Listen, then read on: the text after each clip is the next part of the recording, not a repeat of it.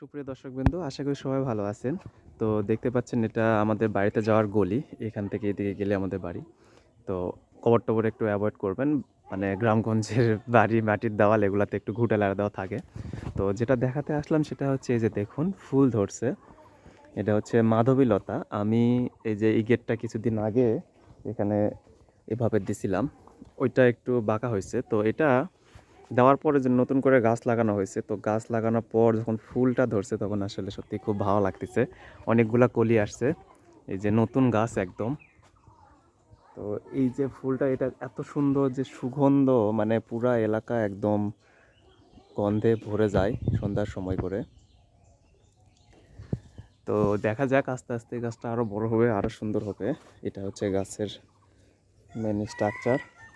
আর এটা ছোটোখাটো একটা বাগান আর কি, মানে আমার বাগানে খুব শখ। ছোটোবেলা থেকেই প্রচুর গাছ লাগাতাম, কিন্তু এখন একটু জায়গা কম হয়ে গেছে যার কারণে আর হচ্ছে না। তো এইভাবে ওই যে ওখানে একটা গেট দিচ্ছি, ওটা হচ্ছে মাধবীলতা। তারপরে এই যে এটা যেটা তৈরি করছি এটা হচ্ছে বাগান বিলাসের। এই যে বাগান বিলাসের এগুলো কিন্তু ওই যে একটা অফিসের সামনে থেকে কেটে নিয়ে আসা, তারপর অন্যের বাড়িতে পছন্দ হলে তাদের থেকে চেয়ে নিয়ে আসা। এটা বড়ের গাছ, এখানে একটা করব করবি। আর এটা হচ্ছে ক্লাইম্বিং রোজ। এটাও লতার মতো গোলাপটা চলে যাবে, এটা দিয়েও একটা এখানে তৈরি করা হবে।